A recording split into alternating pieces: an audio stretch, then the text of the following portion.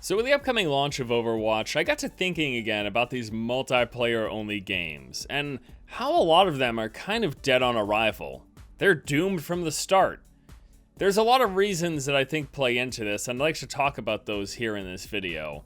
And it's kind of a frustrating cycle that I admittedly am a part of. I'm not gonna deny involvement in this nefarious deed here. You know, marketing prior to launch really hype up these games, they sell a lot, and then the player bases fall off after a couple of months. We see this happen time and time again. Although I just want to say out front right here, going forward, just know that when I talk about and get excited about games, it's not my endorsement of it. I'm not telling anyone to buy it. That's just me in general. That's my personality. I'm excited about games. I love games. I always want to play new games. I get stoked to check out the next experience. But please don't go buy games just because I'm excited about something. Because I'm excited about a lot of stuff that you probably shouldn't buy. There's a lot of, like, I really like chocolate chip cookies, but those are terrible for you. Don't go buy those, please. But sweets aside, let's get back onto the point. Multiplayer games being doomed. How can you say that, Force? Look at the huge titles out there. Look at League of Legends. Look at Dota 2. Look at Counter-Strike. These are giant games. Look at Hearthstone. Giant games with huge player bases that make tons of money. How can you say multiplayer-only games are doomed? Well, let's look at a common through line with all those titles. What is it? They're cheap or very inexpensive or free to play. Cheap and expensive are the same. League of Legends, Dota, and Hearthstone, free-to-play games. Counter-Strike might as well be free-to-play games. And 3 of those 4 have been established for like 10 plus years. These are games that have had player bases for a long, long time. Hearthstone being one of the only new multiplayer games that has a tremendous growth in player base out of nowhere, but again, it's also free-to-play. I think price plays a big role in this. And everyone's affected. Look at these and we're not just talking about indie multiplayer games, AAA multiplayer games. Let's look at some recent examples from the past few years. Star Wars Battlefront, Rainbow Six Siege, Titanfall, and Evolve. Battlefront has a very low population on the PC. It's been reported extremely hard to near impossible to find games beyond the most popular game mode. Rainbow Six Siege looks to be suffering a similar problem of a low player base. I don't think the game's dead, but it's not booming. It's not growing, it doesn't seem anyways. And Titanfall and Evolve? Those games are effectively dead on the computer. Like, you can't find matches unless you, like, coordinate with people to actually get games going. It's insane. If someone bought those games right now, oh my goodness. What a horrible experience you would have. Now, if you bought Titanfall or Evolve at launch, yeah, there's a good chance you had a good time for some couple of weeks or months. But nowadays, no thank you. And these are big games with huge studios behind them that put a ton of money into getting the word out there. But the problem is, it's hard enough to get a big player base being free to play or cheap, let alone with a $60 price tag. That barrier to entry that I've talked about in prior videos before really kills a lot of these games before they can get going. Some of you are going to immediately say, if you make good games, this won't be a problem. There's no way I, in good conscience, can chalk it up 100% to just making a good game.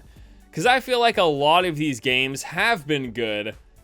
Again, take Siege, for example. A game that it seems to be doing okay, but I don't believe for a second that it's booming.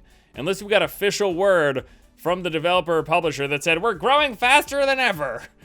It doesn't appear to be the case. Through first-hand experience, through talking with other people, through reading forums, and looking at what numbers are available, doesn't look that great. $60 is just tough for some people. It's just tough for some people. And that's not to say everyone has to be buying $60 games for games to be successful. No, but multiplayer-only games live and die by their player base. No community means no game. So when you've got a $60 price point, you're already cutting your player base down at the knees. And then starting off with a smaller player base, if that drops off at all at any point, the new player experience becomes so frustrating. Small player base means it's probably going to have a hard time finding a game because there's less people to pull from. And even when you do find a game, there's less of a chance that you're going to have a good experience, a fair experience through matchmaking. Not enough people means you won't get matched against as many people of similar skill, which means one of two things is bound to happen. You're either going to stomp whoever you play against and get bored, or you're going to get crushed by who you're playing against and quit because it's frustrating. Oh, these guys are so much better than me. I'm just getting dominated every game. Oh, these players are so much worse than me. I'm just crushing them every game. This is boring. There's no competition. So that price point, by default, setting the player base lower than it could be if it was cheaper or free, just kind of can spiral out of control. And again, I'm not going to just blame this on bad games because Rainbow Six Siege is a good game. It should be doing better than it is. In fact, it's my opinion that that game should just be growing and growing. But I really think it isn't because of that $60 price tag. And the fact that that just spirals the player base smaller and smaller as time goes on. And don't just take my word for it, look at the evidence. Look at the games that we talked about. Either small or practically non-existent player bases. The one thing they all have in common is no, not that they're all bad games. I think Titanfall is good, I think Siege is pretty good too. Battlefront and Evolve, we could debate that there, but the commonality is that they're a high price point. I'm not sure about Titanfall. I think it might have launched at 40, but either way, 40 or 60, that's going to be too high for a lot of people, and that spiral happens, as I mentioned. It's not just this, though, because we see a plethora of smaller studios releasing cheap and free-to-play games. So what's their problem? Part of it, in my opinion, it's market saturation. If you want to play a competitive multiplayer-focused shooter, you play Counter-Strike. If you want to play a MOBA, you play League of Legends or Dota. Anything else that comes out trying to fill any one of those markets, forget about it. I really don't think you can pull away from them. Evidence has pointed to that not being the case. People have tried to release other MOBAs. Most of them have failed miserably. The one that I can think of besides League of Legends and Dota that appears to have two, okay? I can think of two. Heroes of the Storm and Smite. And again, both of those games, they're nowhere near the success of League of Legends and Dota, but they're sustaining. The 10s to 20s to maybe even hundreds, I don't know. There's been a lot of other MOBAs that have tried to come out, and they've all just crashed and burned. Market saturation just makes it harder and harder. You really can't compete with the big boys because people are invested in these games.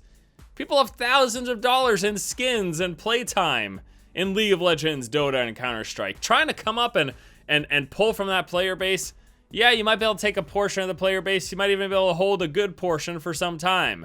But a lot of people will just go back to those. If you want to release a multiplayer-only game, you have to provide a different experience, a new experience that won't compete with that stuff. Otherwise, it's just going to be really, really, really hard. And look, something else I want to point out here is I'm not saying that these games that cost money, the $60 games or whatever, I'm not saying they won't sell or do well enough to warrant a sequel. No. Between marketing, hype behind the developer making the game, and thanks to videos from jerks like myself, people get excited enough about these games to purchase them at the very least.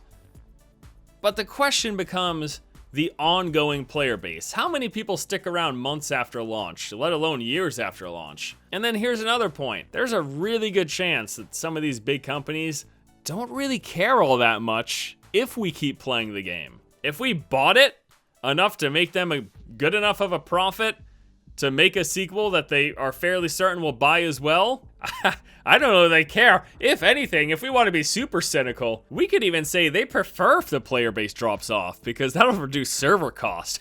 We don't have to pay for as many people to keep playing our games. Less servers equals less money equals more money in our pockets. Woohoo! It's just a tough thing, man. It really is. And I think it's mostly frustrating. I think the biggest problem of them all is for the people who play some of these multiplayer-only games who really like them. If you really love Titanfall or Evolve, oh, my heart goes out to you.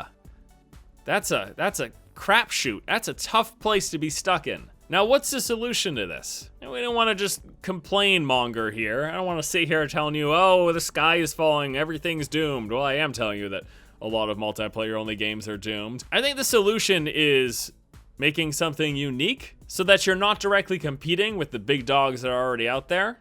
Hell, look at Hearthstone. Yeah, Hearthstone pulls a lot of inspiration from Magic, but when it comes to the digital card space, Hearthstone kind of came out and formed a market that really wasn't there before. There were people who really wanted to play a good digital card game. Wizards of the Coast, with their Magic iterations, certainly failed us in that aspect. So Blizzard came in and they said, hey, we can do a good one of these, and they did. And it was very successful. If people want to release multiplayer only games nowadays and they want them to sustain a player base, which it's arguable, as we said, whether or not they actually want that, but if they do, the games need to be unique, or if they're not that unique and they're just iterations, they need to be cheap or free.